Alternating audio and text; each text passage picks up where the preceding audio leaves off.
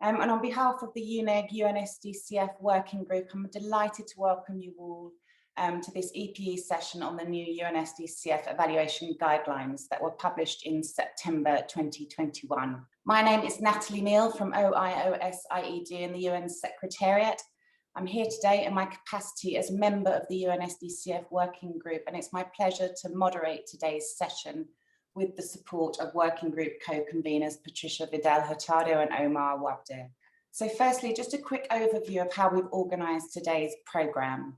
So the session will run for approximately 1 hour, 15 minutes, and will be split into 2 segments. So firstly, we have an introduction to the evaluation guidelines with speakers from the working group itself and DCO. And then in the second segment, we have an experience sharing panel discussion involving country level representatives. We have some words from DCO on regional support, and then hopefully, as time allows, an open floor Q&A discussion. UNEG is continuing to work on the UNSDCF evaluation issues, the guidelines, as part of the working group, and inputs from this EPE session are going to be considered during the UNEG's AGM, which is actually being held next week, and for work planning purposes for the next year. So I'm going to hand over to 2 of my working group colleagues, Chaitali Chattopadhyay and Natalia Acosta, who are going to give a very brief overview of the key features of the new evaluation guidelines. Chaitali and Natalia, thank you, over to you. Thanks a lot, Natalie, and hello, everyone. As Natalie mentioned, myself and Natalia, we are going to give an overview, a very quick overview of the SDCF evaluation guidelines. But before we dive into the content, let me start off with a snapshot of the process that went into developing these guidelines. So these guidelines were prepared in a true collaborative spirit. These were drafted by the UNEG SDCF working group with inputs from the Development Cooperation Office. The working group members included representatives from FAO, ILO, OIOS Inspection and Evaluation Division, UNICEF, UN Women, and from WFP. It, of course, benefited hugely from the insights of the head of evaluation functions in UNEG member agencies. And at the same time, we received a lot of contributions, valuable contributions and iterative reviews from a large number of evaluation professionals and collaborators across the UN system, and we are very grateful for that.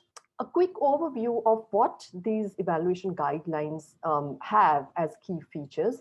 So it's a fairly comprehensive set of guidelines that the group has developed, which provides a step-by-step approach to conducting SDCF evaluations. And as you could see, that it covers the complete cycle starting from planning to that of integrating the evidence coming out of the evaluation and the learning to feed into the next CF cycle. So it has guidelines, tools, templates, as well as quality checklists that evaluation managers, as well as other stakeholders, can really make use of. We've tried to make it quite user-friendly, but we are always open to suggestions to revise these and make it more dynamic and user-friendly. Some of the other key features of the SDCF evaluation guidelines are, it outlines that these are mandatory. These are independent and system-wide level evaluations that happens at the country level.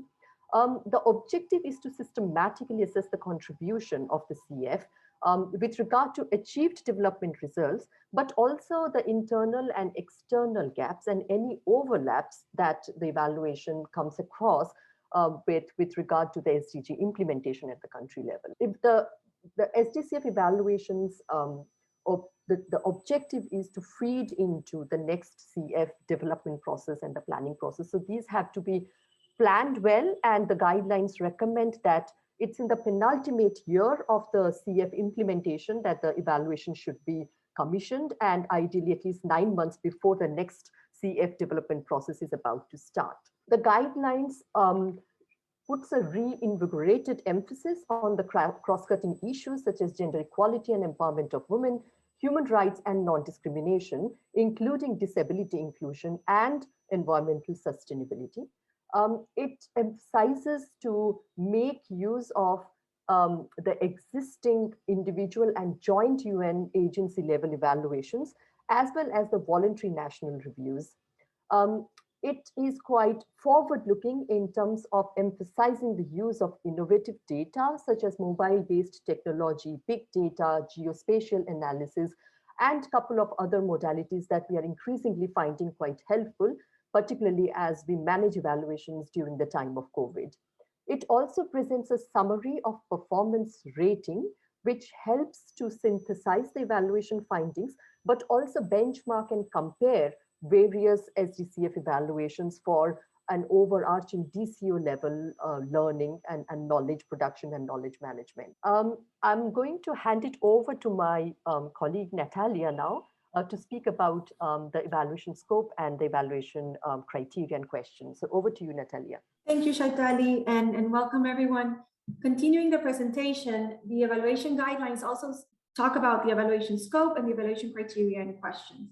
On the evaluation scope, the focus remains on the CF outcomes and assessing the collective contribution to the achievement of the outcomes by the UN agencies.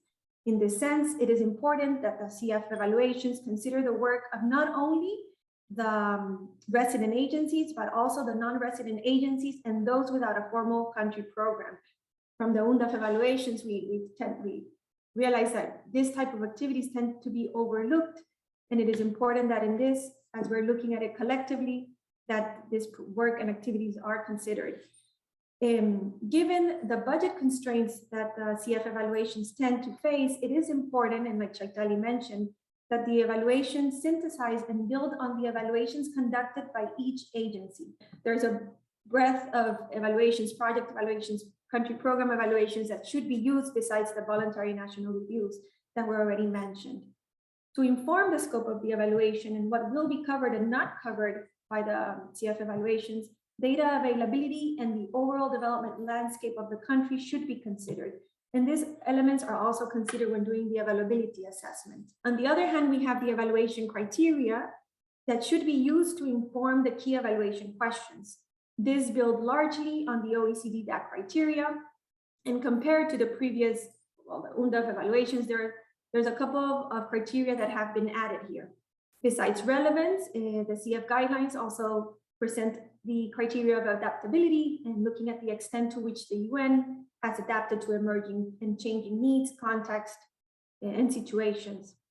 Similarly, the guidelines introduce the criteria of coherence, which looks at internal and external coherence. Going further down, we have as well the two criteria that should be used when evaluating humanitarian interventions and built from the UNEG guidelines, and these are the coverage and connectedness criteria.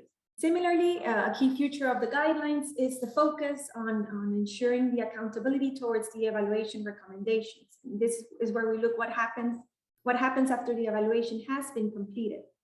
In this sense, the governance structure and process highlights that RC and RCO and the evaluation steering committee should coordinate to prepare the formal management response to the evaluation. This should be done within 2 months of the report finalization and should be presented in a stakeholder workshop at country level for discussion.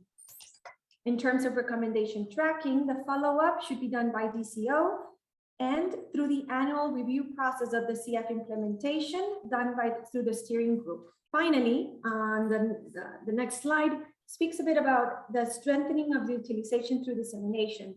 This is important to ensure that the results of the evaluation and the evidence that was produced is used to inform decision-making. In this sense, we have as a process that the RC should facilitate maximum in-country dissemination of the report, management response, and the follow-up actions. Similarly, following the principle of transparency, the DCO should post the CF evaluation reports, management responses, and follow-up actions in the UNSDG website. Finally, on the dissemination, we have the evaluation manager and as well the evaluation steering committee should collectively give due thought to the internal and external dissemination modes and the best way to disseminate the results of the evaluation widely.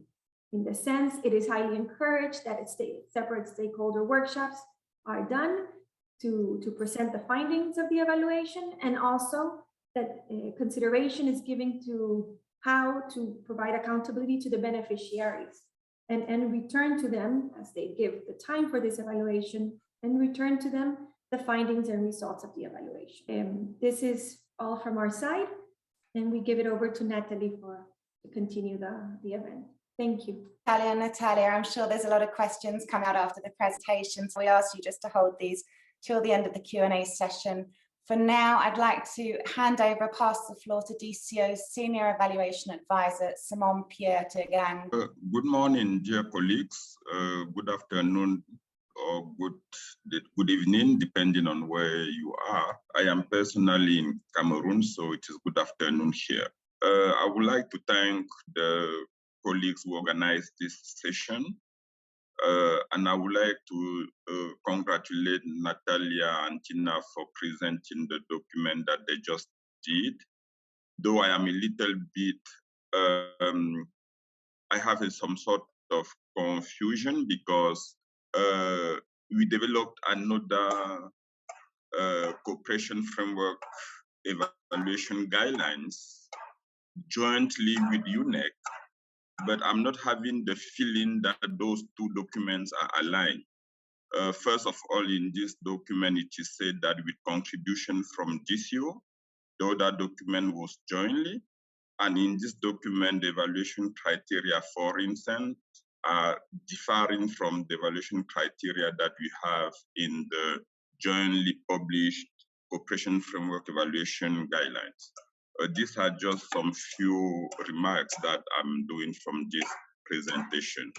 And maybe I'm getting a little bit confused, and I'm imagining how other colleagues will be confused as well. I don't know if these are two different documents or the same document presented differently. Now, going back to the topic I had to discuss, you will know that I joined DCO only in March 2021. The reason for joining DCO was basically to respond to an assessment which was done by the Joint Inspection Unit in 2016, which was a meta-evaluation and synthesis of United Nations of the UNDAF evaluations.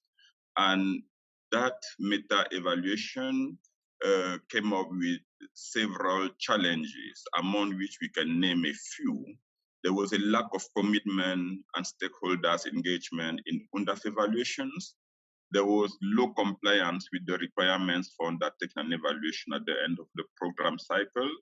At that time, only 36% of UNDAF evaluations that were supposed to have been evaluated were evaluated. There was critically insufficient quality of UNDAF evaluation. In other words, the evaluations were not really strong enough to serve as evaluations. Another key weakness was lack of coordination of evaluation activities undertaken by entities at country level, and weak recommendation, deficient in addressing strategic issues and proposing actionable recommendations. These are just a few. But if you were to list the entire weaknesses, challenges that were identified by the Joint Inspection Unit, the simple way of saying it would be to say that with due respect to all the parties concerned, UNDAF evaluations were not happening. What was surely happening was sort of UNDAF review. And there are many reasons for that. And if we had time, we could discuss it at length. So there were recommendations, therefore, to strengthen the evaluation, to make them really strong, independent, credible, and effective. That came as resolution 82 of the General Assembly in the QCPR 2020. So following up on that, basically I was hired to support DCO in implementing the recommendations of the Joint Inspection Unit.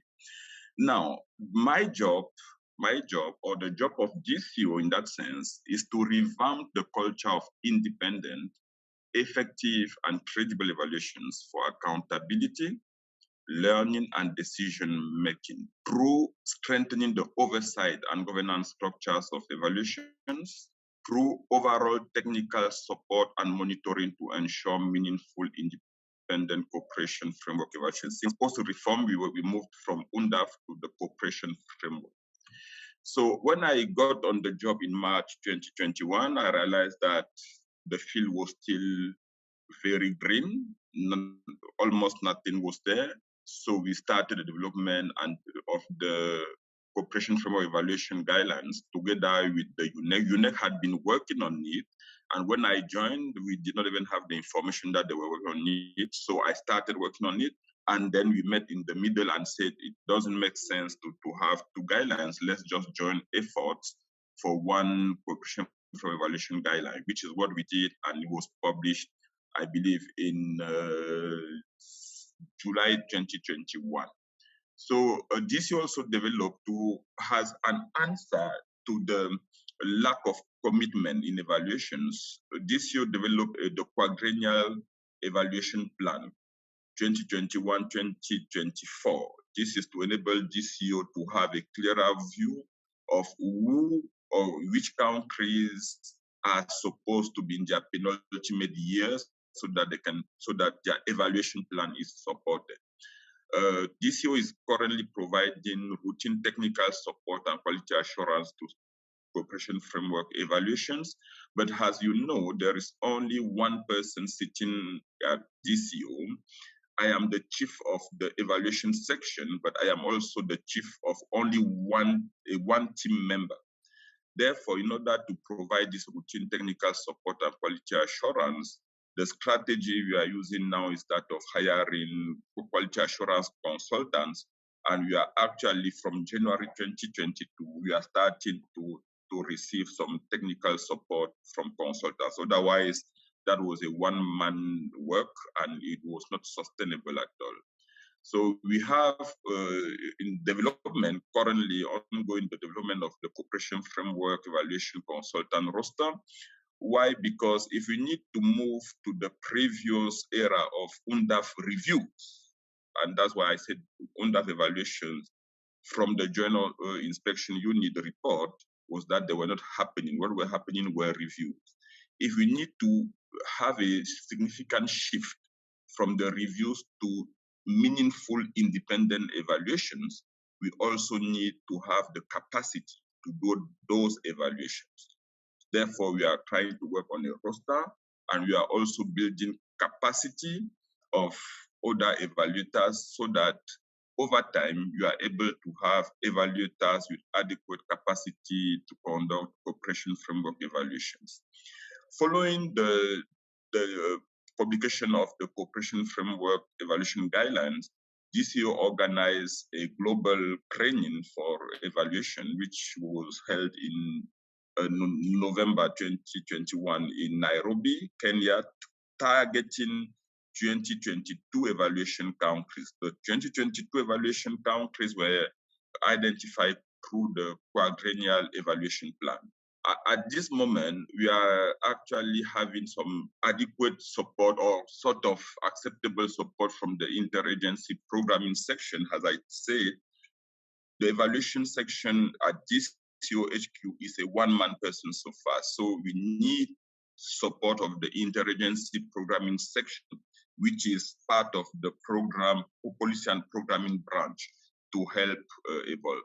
At the same time, we are looking into collaboration with regional networks to support. But we know very well that the regional networks are informal bodies. We are trying to work with them. We are having some good experience with UNIDAP in Asian Pacific, and we are also trying to build some relationship with the new network for Southern and Eastern Africa, UNISA, which is based in Africa. Why are we doing that? We're also doing that because the evaluation functions were scrapped from the DCO regional offices and from peer support group job descriptions. So regional offices are no more having any capacities in evaluation. It was scrapped from the PSG's job description. Therefore, the only capacities we are relying on in the UN, basically in the RC system, are the data managers in RC's offices. In order to sort of support that work, what we are also improve independence and more ownership from UN agencies, In the evaluation guideline developed jointly by UNEG and DCO, we made a recommendation to have the evaluation managers nominated by the UN city under the leadership of the RC, with a recommendation to have the evaluation manager out of the RC's office. We recommend to have maybe the chair of the PMT or the chair of the M&E group.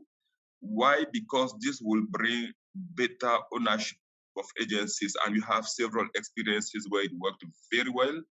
I believe Nigeria will provide the experience in this, for instance, where we had the evaluation manager coming from, as a senior staff of UNAIDS. We had similar arrangement in Southern Sudan, in Niger, and so on. And really, it was very evident that the UN ownership became much higher than when it was managed still by an RC's office staff. So I've already spoken about the mobilization of collaboration with regional networks, UNEDA being the best example. We are also trying to see in countries, maybe just to thank all the UN colleagues who provided contributions to the cooperation framework evaluation guidelines in terms of the tools, using the tools and submitting their comments to improve those tools, because as of now, we are still under the idea that the templates and tools and checklists developed for quality assurance purposes are going through a piloting system really used in the field now. This will enable us to revise them maybe in 2 or 3 years' time, so that we ensure the system can be improved and we will deliver better evaluations. I'm also taking this opportunity to say that we really need the support of the UN agencies in the field, because if UN agencies are not really well involved in evaluations in the countries, it will not be possible to develop sound cooperation framework to address the needs of the country. So we will not be able to actually achieve the expectations from the General Assembly in terms of improving the independence and the quality of cooperation framework evaluations and their use. Thank you very much. I think I will stop here, and if there are questions for clarifications, maybe I will have the opportunity to address them. Thank you so much, Simon Pierre. Great to hear from you, really useful, informative. And also thank you for mentioning about these networks you're working with. We actually have a speaker from UNEDAP a little later in the session today, so thank you for that.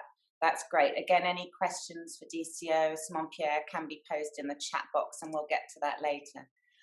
Right now, we're going to press ahead with the second part of this session, where some country-level representatives have kindly agreed to come and speak to us, share some experience they've had.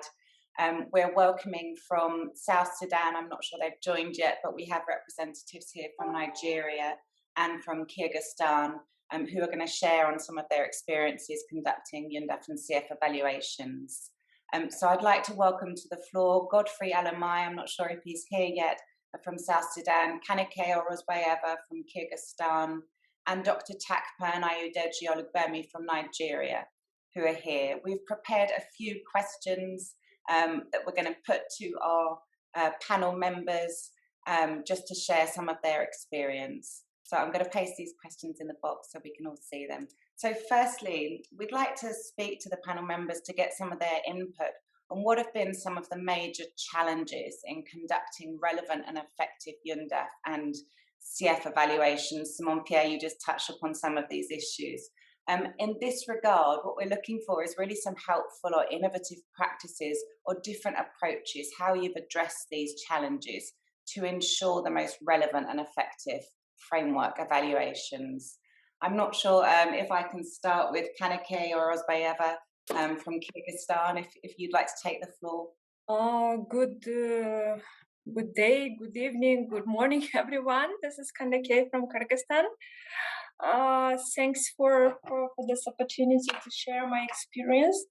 Honestly saying, I always joking, but there are sometimes the best way to do some work is just to make some mistakes.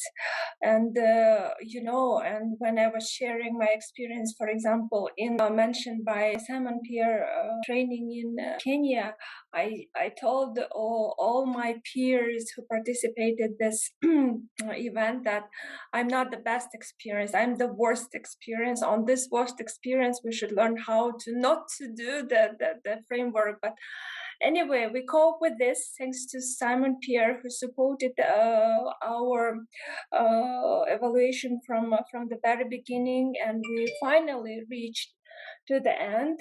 And the most challenging that we were learning by doing, but because by that time we didn't have this guideline that you kindly share now. We didn't have any navigation what to do, and all this metrics, all the examples and everything were coming during the practice. And finally, we are at the end. If this is the most challenging was there was no like any material where what to rely on. As for can I move to the second question, or I need to give the floor to other colleagues? Yes, please, absolutely, Kaneke. I can move to the second question. Then what about the my like suggestion for the evaluation and for the best utilization of this report? I think that I just like a few minutes ago I come from e-report, DCO e-report discussion, and I understand that the best way now for the people who are busy with their own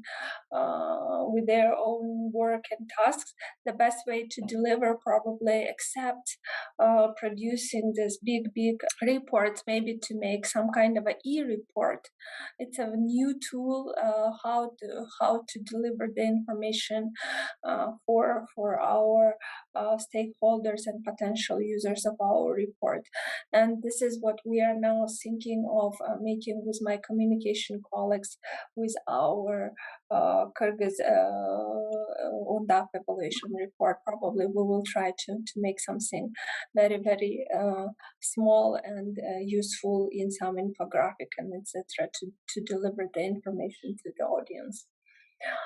What is the suggestion and the comments that I can give from my experience to DCO is we've been discussing it with Simon Pierre because sometimes we start our evaluations at least 2 years before the end of the before the end of the UNDAF. Probably it was to wait until the end of the cooperation framework and then start the evaluation, because sometimes we cannot see the real outcomes of the implementation of the UNDAF. Because, for example, we were in the mid of the implementation of the UNDAF when we started our evaluations in order to see how effective was this UNDAF, and at the same time we can show the real impact that was expected from this evaluation. Probably there is a sense to propose to conduct this kind of evaluations once in 2 terms of the cooperation frameworks, or at least after the completion of the one framework and when the next one is already started, because otherwise we are like in the mid and we can show the real picture of what was with this cooperation framework. That's it from my side. Thank you very much for your attention. Thank you so much, Kaneke. We're gonna fly across to Africa. I'm gonna turn to Nigeria. We have Dr. Takbar and Ayodeji who have kindly agreed to share some of their experience and learnings from their evaluations. Dr. Takbar, I hand over to you. Thank you so much. A great opportunity for me to reconnect with Simon Pierre as well as Kanuke and other colleagues.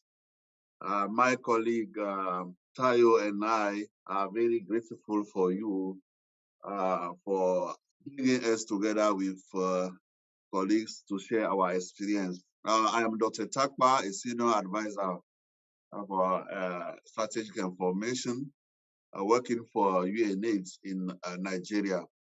So many of you can ask themselves, what is the M&A officer from another agency is looking in this wonderful evaluation process. I think this is an innovation, and this is also something new that Nigeria is bringing on board.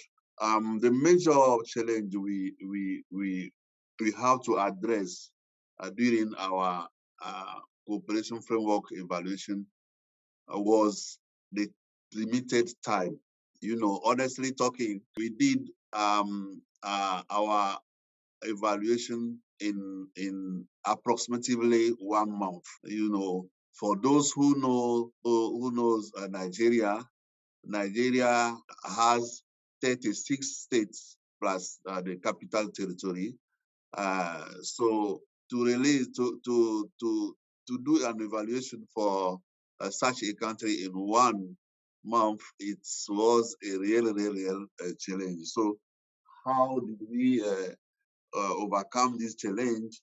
I think we are going to try to share how we did it. But it's not perfect, but I think there will be a lesson to learn for other countries not to repeat the same errors. At the preparatory phase, the major challenge we encountered there was the availability of international consultants. You know, at the same moment, many countries were undertaking their cooperation framework evaluation. The little in the cooperation framework evaluation consultants was already captured by the first countries, and then it was very difficult for us to find a consultant. So what we did was to go with the consultants we had on hands. I mean, we had international consultants, not very well skilled in the cooperation framework evaluation, but they were evaluators in different domains. So we decided to go with them and during the process to build and reinforce their capacities. I think this is something new we put on the table because the exercise allow us to build capacity for future. And the second thing was the ownership of the process. Nigeria took away the evaluation process from the RC office. So it was not the RC office concern, but it was the whole UN agencies concern. That's why we took away the process from the RC office, and it was supervised by the PMT chair, who is UNICEF representative. And this supervision, he supervised the whole process,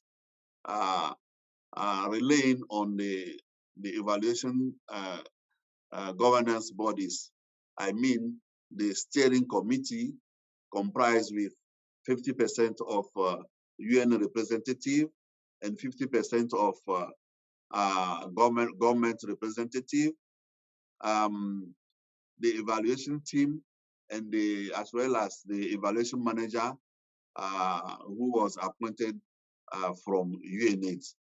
So this sort of management of the evaluation brought together all the agencies. So it was not the duty of the resident coordinator office. So another thing also we did was to make sure that the evaluation team was independent, and to come up with this short time, we recruited instead of 2 national consultants, we recruited 4 national consultants. So we multiplied the number of consultants in order to cover the geographic area and the different domain of evaluation in a short time. This is one of the aspects to overcome this limited time as a challenge. So during the field visit, there were also multiple challenges in terms of administrative arrangements, logistic arrangements, because as I have said earlier, Nigeria is a large country. So moving from one state to another is not by road, but it's by plane.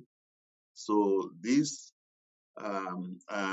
logistic aspects were also addressed either formally or informally using our network, relying on the government entities and other UN agencies, bodies. So another challenges we encountered was the resources that were allocated for the evaluations. We received $50,000 for the cooperation framework evaluation for a country as Nigeria. So to overcome and to fill the gaps, the PMT decided to share the gap among all the agencies to contribute to fill the gap. So we mobilized additional $50,000 to fill the gap. These were something we did, and we brought together all the partners, and the evaluation went as well as we expected. Now, for the utilization of the results, as I've said, we had the buy-in of both the government and the UN agencies before starting the process. Both contributed to the TOR, the inception report in terms of evaluation questions, the scope of the evaluation, and the sampling. They were very, very, very keen on the sampling of the implementation partners that will be visited. So we got all their buy-in and the consensus so that we move together. The UN agencies also, before starting the evaluation, contributed with the reports, their program reports that were included in the CF evaluation desk review. So this made them accountable of the evaluation funding, because they have their program reports including in the desk review. And they also contributed to improve different phase reports as well as we are moving. And they are now using the finding for the development of the new cooperation framework. All the agencies address the management response by giving their input to the recommendation. So the RC office will collect all the management response to present to the UNCT for endorsement. Our suggestion to the DCO is first, I think my brother Simon have already said it, to put in place technical support team, at least per region. It can be a roster of consultants to support closely countries that undertaking the cooperation framework evaluation. Also, DCO can support country to country support in the same region. Those who have already done the evaluation can go to support country in the same region, sharing their experience. And finally, as I've said, the cooperation framework evaluation funding must be reviewed, taking in consideration the scope of different country in terms of geography, population, and existing programs. I think this is the elements I would like to share with you. Thank you, and over. Thank you so much, Dr. Takbar. Really useful suggestions and touching on some of the challenges I'm sure others have had with international consultants, with logistics and admin and resource. Great to hear about some of the work about the kind of the governance structures in place, the importance of that, the UNCT-led approach, and also some great suggestions for DCO going forward. We've heard this before about the potential of a roster of consultants, perhaps, that DCO can support with experience sharing across the region, which is definitely something that's part of this EPE session and the work going forward. And then also taking account of country context in the CFs going forward. I'm going to hand over, just quickly, aware of time, to Godfrey Alamai, who's kindly joining us from South Sudan to share some of their experience. Godfrey, thank you, and over to you. Thank you, Natalie, and thanks, colleagues. We are finalizing our cooperation, our evaluation. We haven't finalized it yet as such, but I can share some of the experiences that we have so far gone through in terms of the process. From the preparatory stage, I think one of the key things that I want to highlight as a challenge, but also something that we can take as lesson is identification of these consultants to do this work, first of all, in the very first place. How easy is it to identify these people? For South Sudan, we had to go through two iterations to identify a potential or somebody who could do this work, because in the first sort of iteration, we were not able to identify. And I think this is where Simon Pierre's role becomes very important, because he has this network of consultants or people whom he has worked with on some of these assignments. And so it is important that countries reach out early to him during this process. But also for our case, we benefited a lot from the regional body, the UNESA body, because we were able to get some of the consultants for this assignment through UNESA, through UNICEF, working with UNICEF and the rest of that. So identification was a challenge for us, but finally we were able to identify someone who was able to do this work. The second thing is, obviously, even before the identification was on agreeing on the terms of reference for this for the evaluation. South Sudan is a conflict sort of context country. So we have a cooperation framework, but we also have a HRP here, and we have a mission setting. They are not integrated, so we have all these three sort of different frameworks. But you have a coordination mechanism that brings this all this together in one way or another. And so even agreeing on the key questions as far as the evaluation was concerned was a big challenge. I remember the first time when we first worked on the terms of reference, we had more than, I think, 30 evaluation questions. Because everybody at least wanted to have a question that could address their sort of area or where they are working. And so agreeing on those evaluation questions was a bit a challenge. But again, with guidance from Simon Pierre, but also the UNICEF colleagues, the regional body, it was, we were able to zero these questions to around 12 questions for our evaluation for the period that we undertook.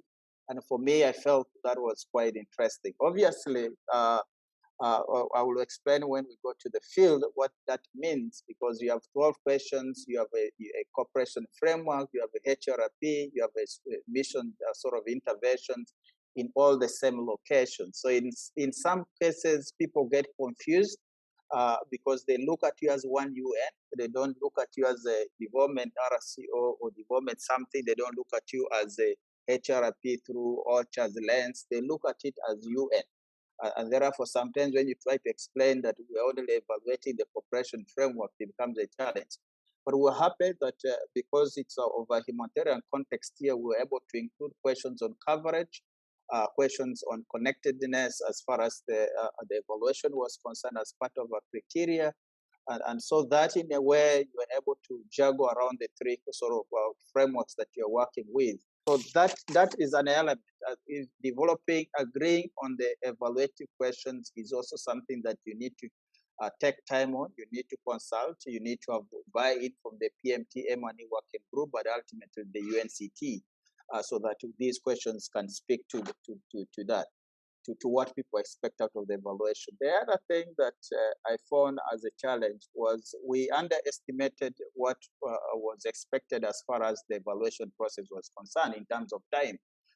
We launched the process quite late, and remember the evaluation recommendations are supposed to inform your next cooperation framework process. And so we're in a rush that we are to do this. Dr. Tabo did it in 1 month. I think while I was here, we were able to get preliminary recommendations in around 2 months. That includes fieldwork. And that was quite challenging to both the consultants, but also challenging to the teams in the field that are supporting the consultants to get data as far as our evaluation was concerned. So the time for your evaluation, I like the earlier presentation where you're now showing the timeline from the preparation up to the end. Where people cannot take into consideration. At the time when we were doing the evaluation in South Sudan, we didn't have that kind of timeline breakdown. And so we are relying on our guts, but it was really a short time. So time is very important. We need to plan for especially recruitment process, time for consultations in the field if teams are coming to the field, and the rest of that. So that's really the preparation was, those are some of the challenges we experienced, but as I explained, we were able to juggle through it. The field work, now our evaluation manager for this evaluation was from UNICEF, the chief for social policy. And therefore, you are the senior staff she was also the M&E working group co-chair in country. So you are the senior staff who was leading this process with support from RCO. But then it is usually difficult to divorce the process away from RCO, for a country like South Sudan, where the DSRG, RCHC has a big role to play as far as the processes in the country are concerned. So even when we are going to the field, as far as the field work was concerned, you begin to realize that the RCO doesn't have those structures, and that's why it is important to do early consultations to ensure the process goes through the PMT M&E working group, so that the agencies begin to take responsibility as far as delivery of the evaluation deliverables are concerned. And so we benefited a lot, one, from the mission in terms of South Sudan. We don't have a good road network, so most of the travels are through air.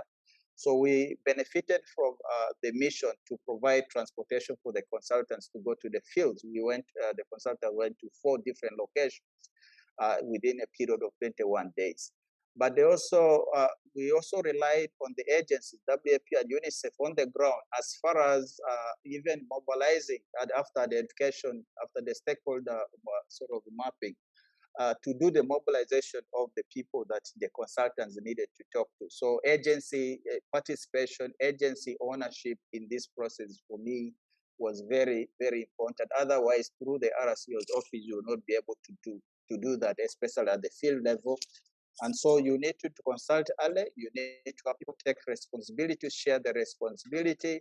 Some of those, transport in the field, for example, we didn't have cars in the field, but the agencies were able to provide. So that was good. Obviously, for our evaluation, data is a big problem for South Sudan.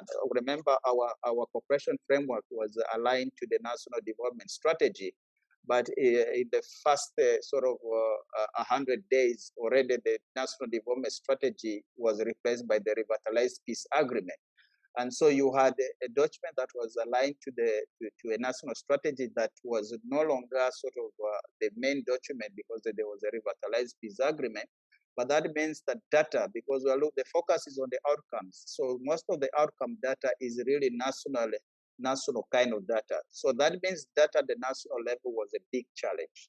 And so what we did was, one, to have these consultants go to the field but have real site visits especially for service delivery sort of areas, so that they're able to see the actual investments that through the cooperation framework agencies have made on the ground. But two was that we decided to do 4 case studies, one for each of the results areas of the cooperation framework, so that based on those sort of case studies, they were able to make recommendations that could at least speak to each of the results areas of the cooperation framework. The cooperation framework was consisted of 4. So data was a challenge. We tried to do that through the visits, the field visit by the consultant, and the case studies to try to go around that issue. The other element, obviously, is you have these issues where the evaluation is being undertaken to inform the next cooperation framework, to provide learning, to provide accountability. But you see that if the government is not fully part of the process, and that's why the evaluation steering committee needs to be as diverse as it can. For our case, we have to get people from the Ministry of Finance, people from the National Bureau of Statistics, people from the Ministry of Humanitarian Affairs to be part of the evaluation steering committee.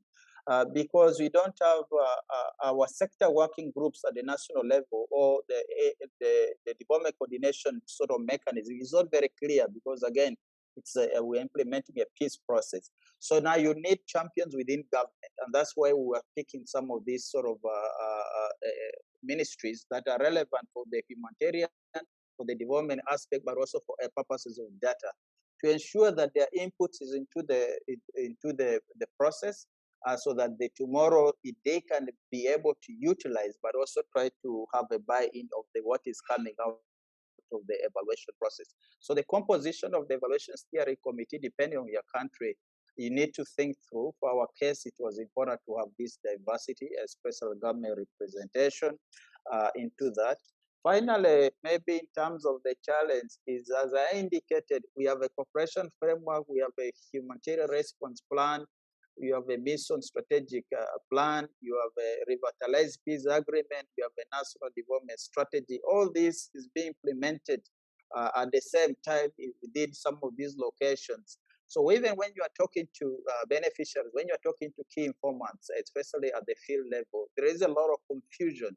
So how do you make attribution to whether it is the cooperation framework, or how do you make attribution to whether it is the humanitarian response plan? You know, this becomes a big challenge, and for us, this has helped us now as we are working on the next cooperation framework plan for 2023. We are now thinking of having sort of we don't have an integrated mission here, but we could perhaps have an integrated cooperation framework that also captures elements of the humanitarian response plan, also captures elements of the peace, also the nexus kind of discussion here, because we realize it confuses people. It becomes difficult to provide accountability also at the lower level because some of these things are cross-cutting and that kind of stuff. But ultimately, the evaluation helped us to think through this, and we hope that our next cooperation framework will be more nuanced in a way to address this nexus question. Finally, in terms of recommendations or suggestions, I mean, the funding for this kind of work is important. Right now, we relied so much on the UNCT to provide additional funding. But obviously, from the RSU's office, I think it will be important through DCO to show that yes, it's a UNCT process, but you know, how do we leverage those resources and have more funding come from DCO for the evaluation? We spent around 120,000 USD for this evaluation, and we think that that is a high end compared to the 50 that is coming from DCO. The second thing is, I mean, this goes Pierte to Simon.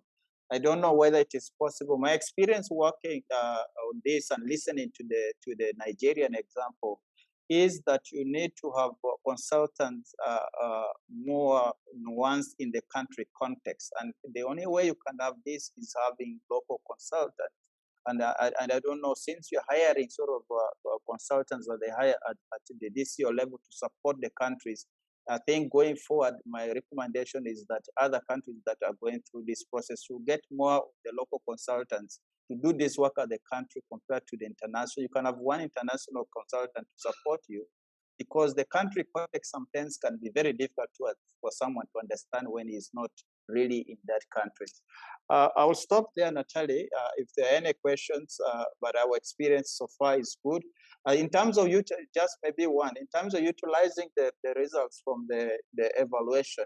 So one, the preliminary sort of findings from this evaluation help to inform the UNCT visioning discussion. For us here, for the next cooperation framework, we now have a vision for up to 2030 by the UNCT. But this evaluation was very timely in trying to inform that discussion of the UNCT too. The preliminary also findings and recommendations helped us to support our strategic prioritization workshop in December this year. So, and a lot of the recommendations that were coming from there were really were very useful to the audience. Again, this was a multi-audience sort of discussion for the strategic prioritization, but it was quite good.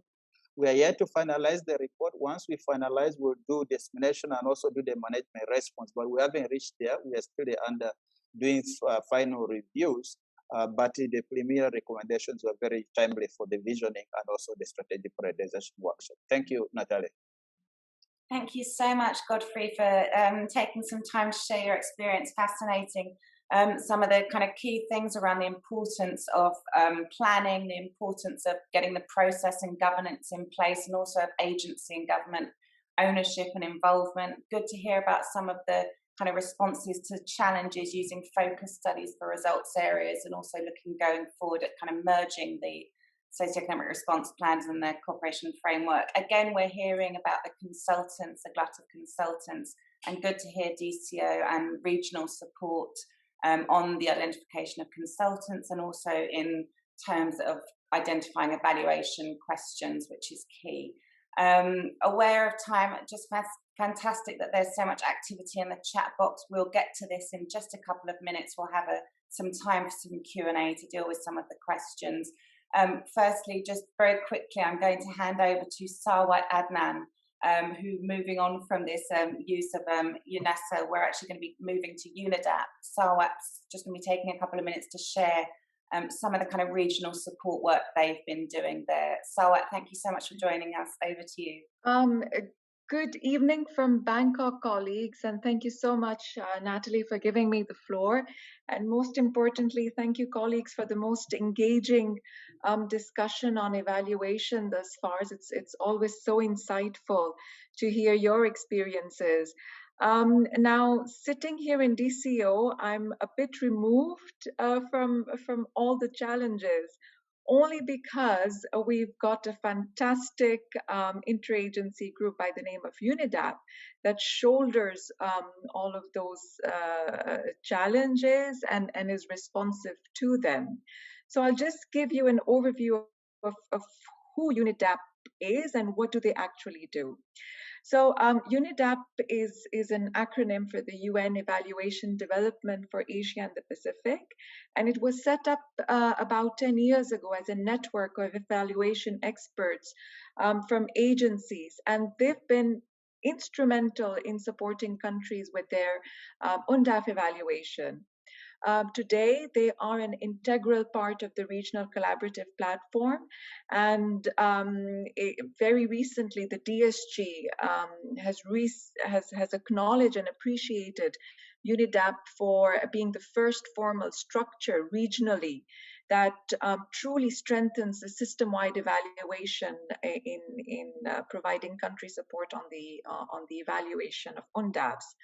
It also gives me immense pride that all our countries from Asia Pacific in the last 2 years have done an evaluation, or they are currently undertaking their evaluation. So it's a big departure from the UNDAP days, where countries were more selective and in addition to Simon Pierre's providing us guidance and UNEG guidance, I strongly believe that UNEDAP has also played an integral role over there.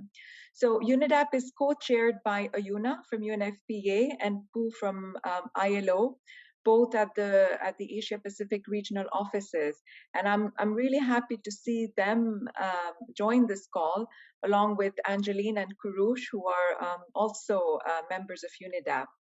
So now, what makes UNEDAP stand out, and why myself as DCO in Asia Pacific consider it really as our backbone on evaluations? So firstly, it's a 20-member team that bring a wealth of experience on evaluation techniques. And in addition to agency funds and programs, we also have SCAP's evaluation advisor as a member. So it's truly an interagency mechanism with senior evaluation experts guiding the countries. So this wealth of experience means that UNEDAP is able to offer evaluation methods and advisory support tailored to the country context, whilst adhering to UNEG principles and UNEG DCO, the recently issued guidelines as well. Now, in countries like Iran, DPRK, and the Pacific, where evaluations can be quite complex, they've been conducted very innovatively as we speak, and it's quite a remarkable achievement given the complexity of these countries. In the past, I think they would have been forgiven for not doing of having an evaluation, but UNEDAP has been able to think innovatively and out of the box so that we are able to adhere to what Simon Pierre was talking about, especially on the learning, to improve the programming in the next cycle. And UNEDAP truly epitomizes the one UN way of working and advocating and supporting RCOs and M&A groups, especially to reduce the transaction costs by harmonizing evaluation processes and reduce the burden on stakeholders, and also liaising with agencies doing their country evaluations. And the other aspect that has been of incredible support is that they've got their own day jobs, but despite their busy workloads, they have identified country focal person for each country, which means that every country doing an UNDAP evaluation has a dedicated focal person in UNEDAP that provides advisory support on all aspects of the cooperation framework cycle, including on the inception report, recruitment of consultants, doing the quality assurance and advising them on solutions where there might be bottlenecks, on the government engagement, all the challenges that we've heard from our country experiences in the session today. And lastly, they organize and run their flagship evaluation training program every year for RCOs, and it also includes, for RCOs, but also UN agencies, and it also includes a module on CF evaluation. And this provides a very strong foundation and technical grounding on evaluations, and with stressing the key messages on the importance of harmonizing evaluations across the board as well. So we are extremely fortunate in Asia Pacific to benefit from this added support from UNEDAP, and in my opinion, it is one of the most successful regional interagency support that we can offer at the country level. So I'll stop there and happy to address any queries or concerns that any of you may have. Thank you very much, Natalie. Over to you. Thank you so much, Sawat. Fantastic to hear that there's some dedicated support there at the regional level on these CF evaluations. Fantastic to hear about the work of UNEDAP. Great to also hear from the regional level, the headquarters and country level representatives on panel. Thank you all so much for sharing.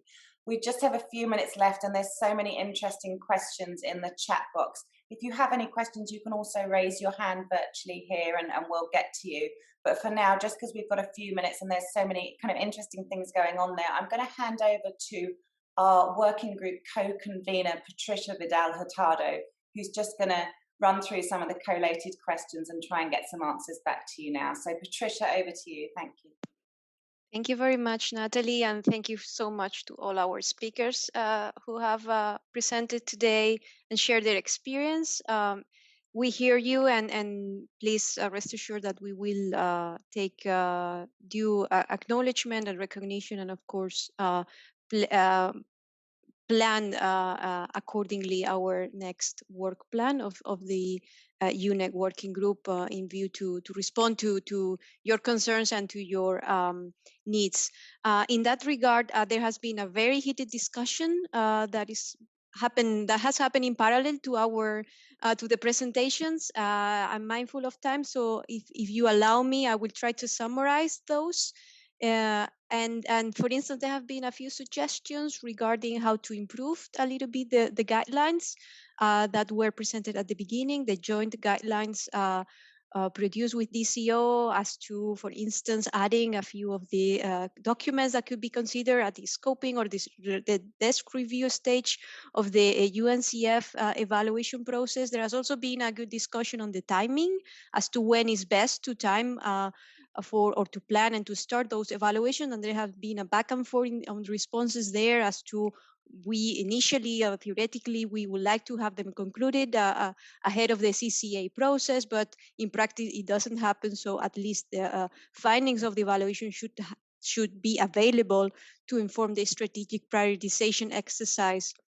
There has also been a very good comment on the evaluation scope as to whether the evaluation of the UNSDCF covers all the work of the agencies, and what happens if, for instance, there are, in the context of the CF, just a list of agencies' planned results, right? And on that, I would like to mention briefly the work that has been done also by UNEG on the guidelines, on the availability of the UNSDCF, which actually ahead of this evaluation process provides already some guidance as to how to make sure that in the theory of change and in the design of the CF, there is already a good representation of the work at outcome and upper levels of the different agencies, and not so much a list of activities and as such. So I will provide the link to the availability guidelines through the chat box in a few minutes.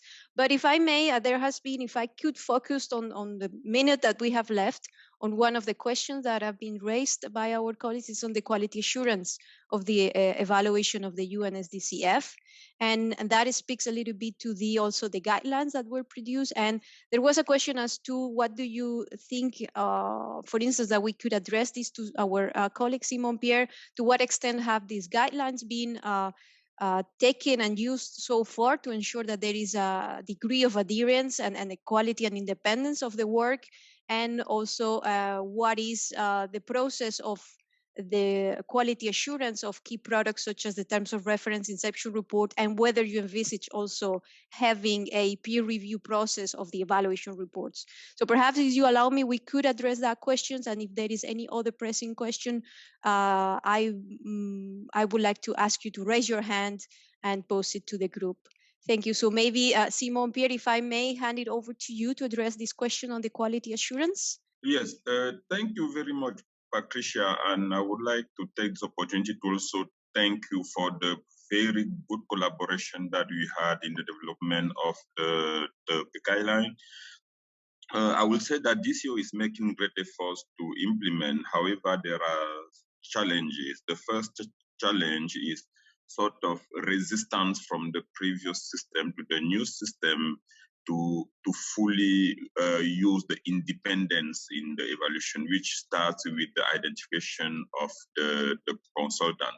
And actually it starts even much earlier, because in the terms of reference, one of the key efforts that we are actually achieving is to move from one or two consultants to a team of consultants with multidisciplinary capacities to cover all the UNDAF pillars.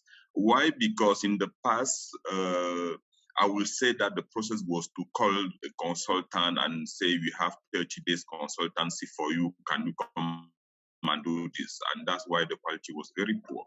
But the reason also was a financial reason, because as you know, the cooperation from evaluations are not adequately funded. My colleague from South Sudan just said their budget finally was 120,000. Nigeria, it was over 130,000.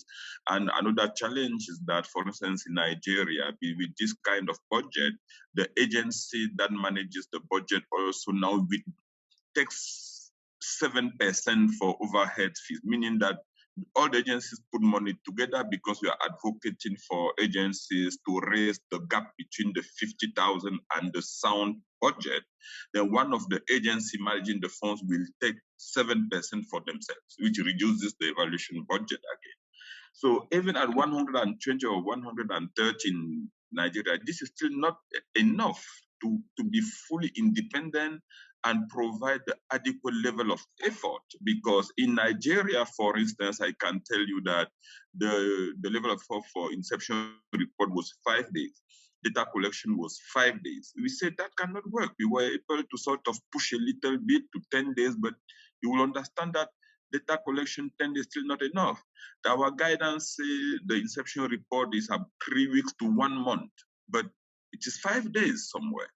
And that does not give the evaluators, even if you've selected the best evaluators, doesn't give them adequate time for a secondary review, for mapping the partners, for sampling selection, and it doesn't give them that time, and for development of the data collection tools and so on.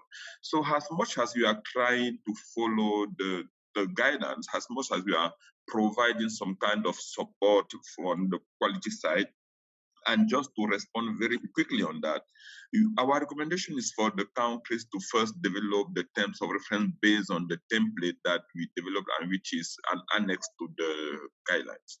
From that template, we request that the country has a first clearance at the country level, applying the TOR assessment checklist, which is also an annex to the guidelines. And then we'll send that to us. In some regions, lucky regions like Asian Pacific, we have UNEDAP helping. In Africa also, we have UNISA, which is just starting. But we understand these networks are informal networks with no accountability to GCO or to the UN. It is a voluntary support of colleagues, and I really commend them for that. But we need more resources, both human resources and financial resources. For now, GCO was supposed to be approving the deliverables, but I can tell you we are not able to approve because we don't have the adequate capacity to approve. Approving means it is good. Everyone who will do the assessment of the process, the deliverable will say this is good. We cannot guarantee that for now. So we are still trying to see how we can have adequate capacities with an emptiness almost at the regional levels with support from regional networks. GCO with one person, we cannot really technically say we will approve. And I would also like to close this by really thanking all the colleagues from all the UNEG agencies that are supporting and are really still dedicated to support. I believe we still have a very long way to go, but working together, we can achieve really tremendous things. I want to thank Massa for taking part to the training in Nairobi, coming with a lot of experience, and really Massa saw the involvement of other UN agencies other than RC's offices. I really thank FAO also because Omar was there. Patricia was not able to be there, which was a pity because I was very happy working with her, but we will have more opportunities. Thank you, colleagues. Thank you very much. Thank you very much, Simon Pierre, and likewise, the pleasure was mutual. I think we have reached the end of the session. So, Natalie, I would like to hand it over back to you for the closing remarks. Thank you. Thank you so much, Patricia. Thank you, everybody. I would like to take this opportunity to thank all of our speakers for kindly giving their time. It's been a really useful session. We've got a lot of questions, a lot of takeaways to move forward with, as Patricia says, as we look at our work planning for the coming year and the UNEG AGM. I'm just going to hand over just for the final remarks to Massa, the chair of UNEG. Thank you, Massa, over to you, and thank you to all for attending. Thank you, Natalie.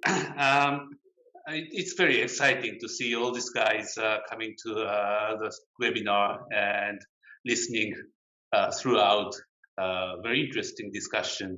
I'm very happy because UNCF evaluation is in my heart. Why? Because at the end of the day, we are UN trying to promote SDGs and the well-being of the people, you know, getting rid of the misery from the people's lives and so on in different areas of our work. And for the common people, when they look at UN, you know, what does UN do for us? Right? And evaluation can have a power to show what UN is worth. And we can call it public accountability, but at the end of the day, it is what it is. And that's why I enjoy always to go to the field and engage with people to do this kind of evaluations, to discuss how UN can serve the people better through the government, through our implementing partners, through our programs and so on. But still, at the end of the day, that's our mission. And it is fun, right? So yes, there's a lot of challenges. But as our colleague from Kyrgyzstan said, you know, nothing is perfect. You just do it and learn from that. And doing that is actually a fun thing to do, in my view. So enjoy it. And thank you for all the organizers of this webinar and the colleagues who actually try to make UNCF evaluation success.